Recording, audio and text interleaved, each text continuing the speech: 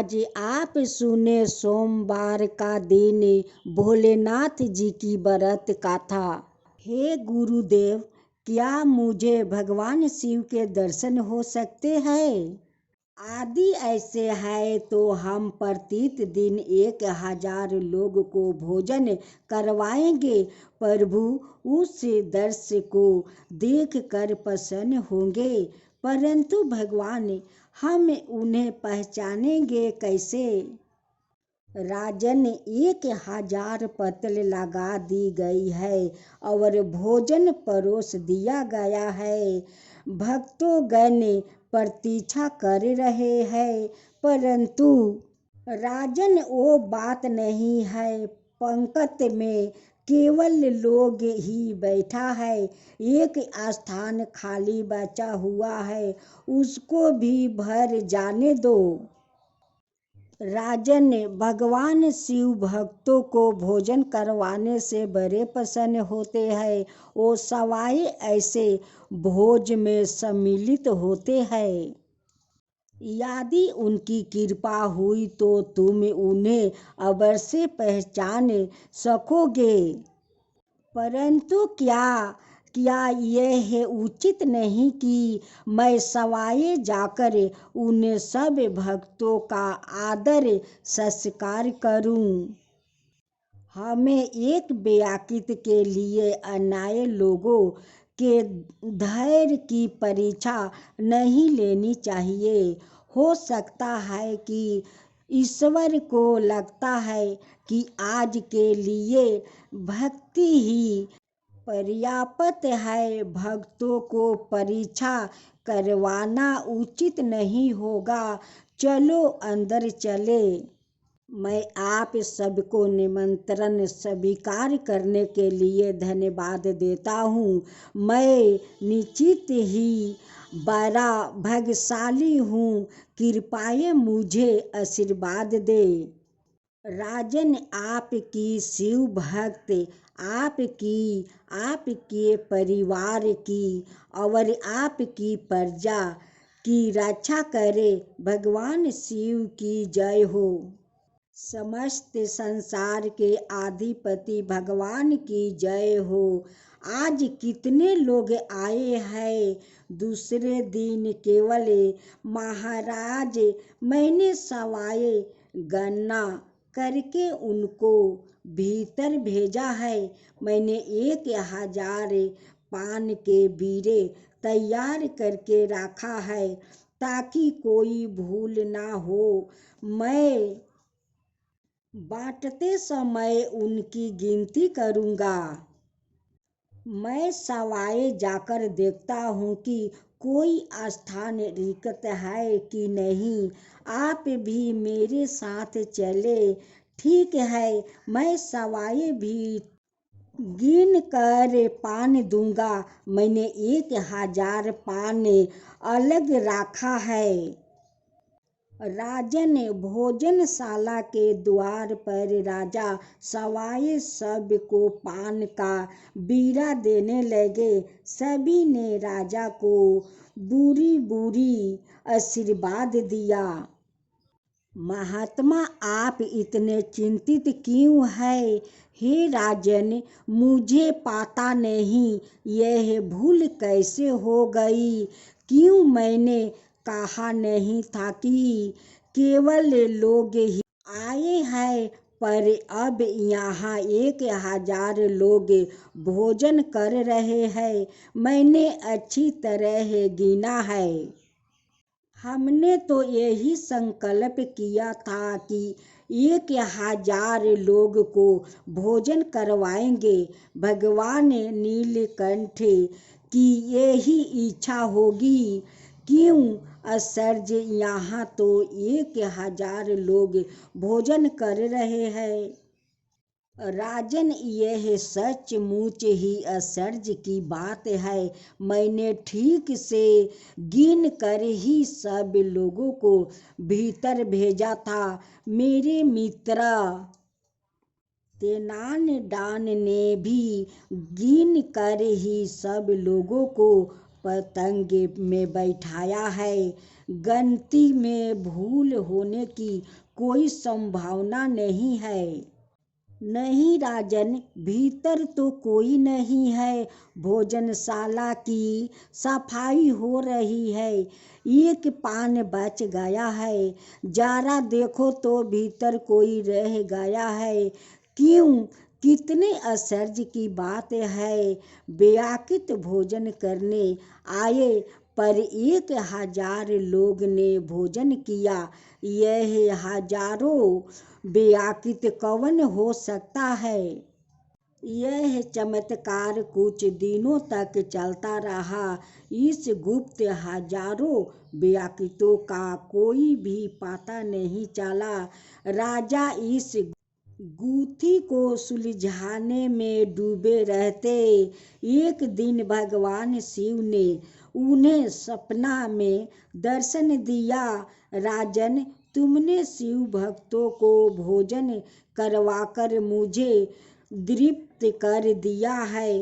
वो हजारों बेआकितों जिसे तुम खोज रहे हो मैं हूँ।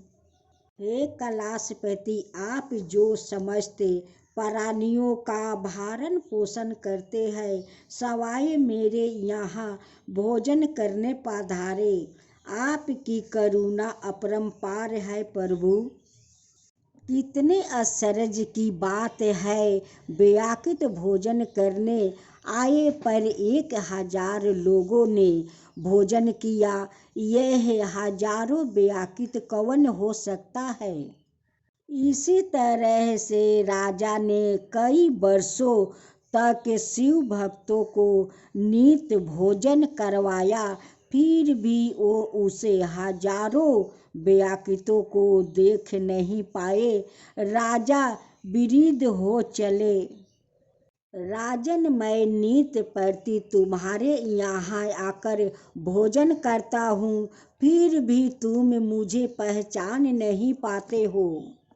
हे भगवान, सर्वव्यापी परमेश्वर, शिव भक्त यह जानकर कितने प्रसन्न होंगे कि उन्होंने नित्य आपके साथ भोजन किया है। यदि आप कृपा करके जहाँ आप बैठते हैं उस स्थान पर कोई चिन्ह छोड़ जाइए तो उसकी पूजा करके लोग परम गति को प्राप्त कर सकेंगे। भोजनशाला में भोजन के पश्चात केवल झूठी पत्तल पड़ी थी। राजा चारों ओर खोजने लगे। जिस जगह भगवान शिव ने बैठकर भोजन किया था उस स्थान पर एक शिव मूर्ति और लाठी प्राप्त हुई। यहाँ प्रभु ने अपनी कितनी सुंदर मूर्ति हमें प्रदान की है। उन्होंने कृपावश अपनी छड़ी भी निशानी के तौर पर हमें दे दिया है। कितने दयालु है भगवान। भगवान शिव की यह स्वयंभू मूर्ति आज भी मंदिर अक्टूबर में विराजमान है। उसके नाम है हजारों में एक। उनके बाएं हाथों में तोते हैं, सुशोभित छड़ी है और ऊपरी हाथों में फरसा और मृगा का चिन्ह है। चौथे हाथ भक्तों को वरदान देने की मुद्रा है। सौभाग्यमान हो रहा है। इस मूर्ति का अलौकिक स्वरूप को देखता ही बनता है। कल की प्रतीक्षा करो। हमें ईश्वर के लिए उस तरह की व्याकुलता होनी चाहिए जैसी एक शिशु को अपनी माँ के लिए होती है। उसे अपनी माँ से दूर रहने पर चारों ओर केवल अंधकार ही दिखता है। श्री राम कृष्णा। अब दूसरा अध्याय कथा सुने दक्ष और चंद्रमा जी की। दक्ष अपनी पत्नी असगीन के साथ हिमालय में राज करते थे। उनकी 50 कन्या थी, उनमें से 27 कन्याओं का विवाह उन्होंने चंद्रमा के साथ कर दिया। हे चंद्र, तुम इन सबको बराबर प्रेम करना, सुखी रहो। आप जैसे चाहते हैं मैं वैसा ही करूँगा।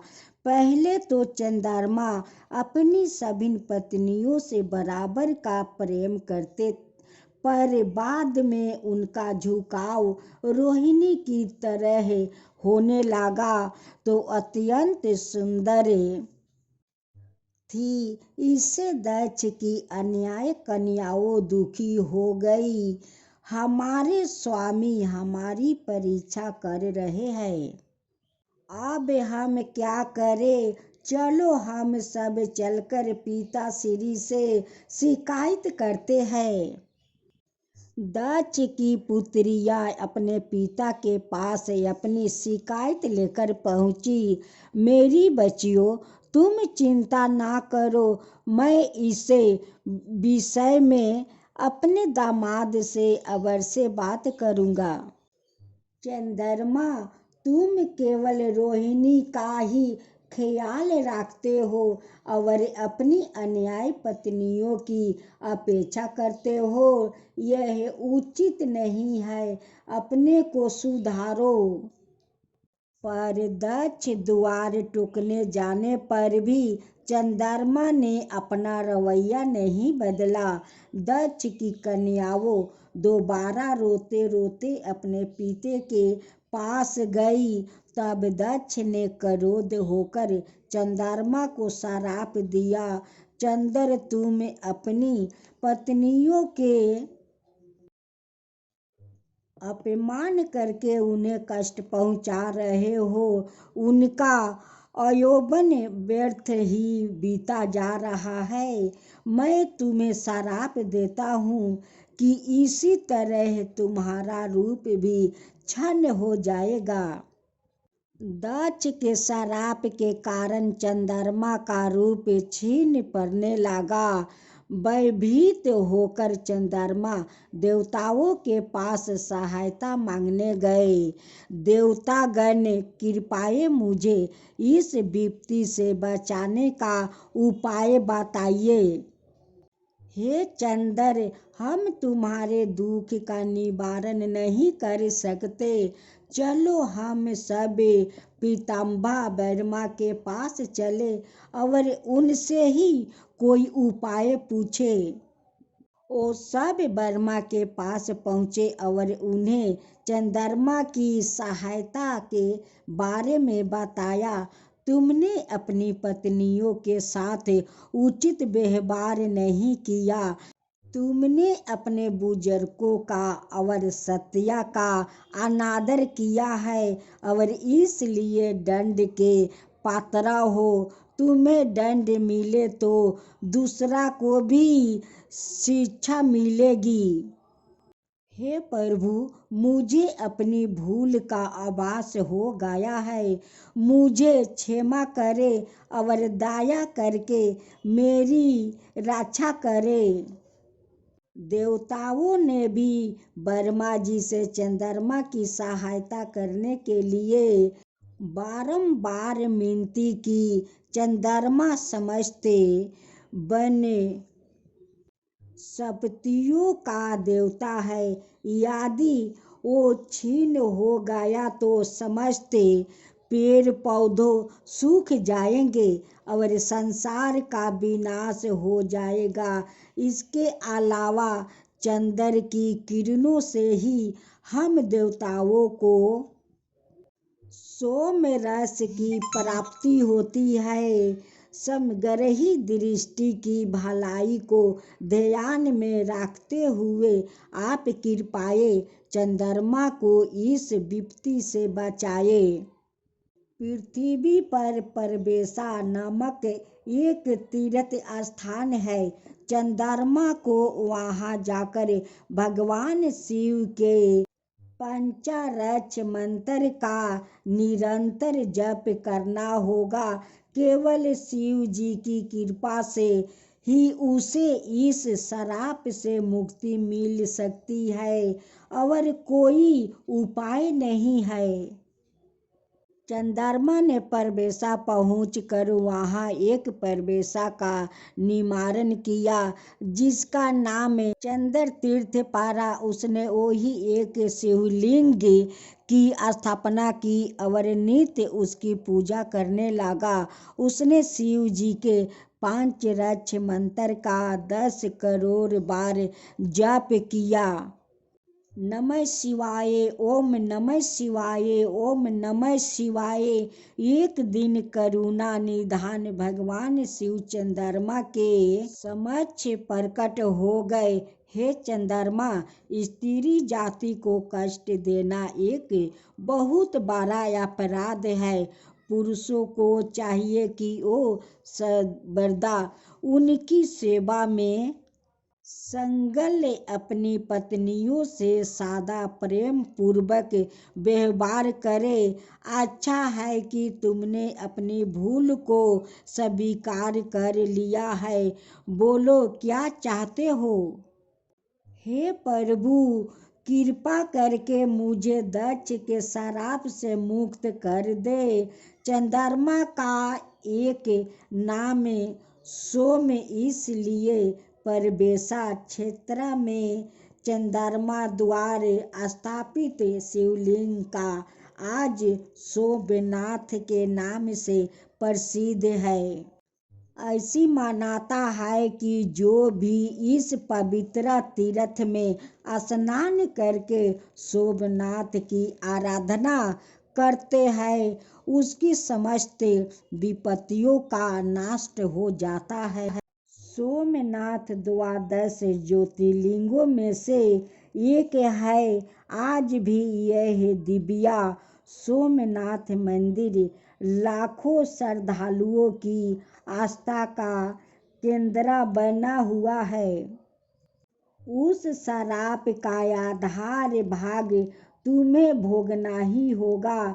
महीनों के 15वां दिनों तक तुम्हारा तेज क्षीण होगा और शेष 15वां दिन में वह वृद्धि प्राप्त होगा। भगवान, आपने कृपा करके मुझे इस श्राप से मुक्ति किया है। मैं आपस में प्रार्थना करता हूँ कि जो भी इस चंद्र तीर्थ में स्नान करके आपकी आराधना करे, उसका भी सभी कष्ट इस प्रकार दूर हो जाएगा।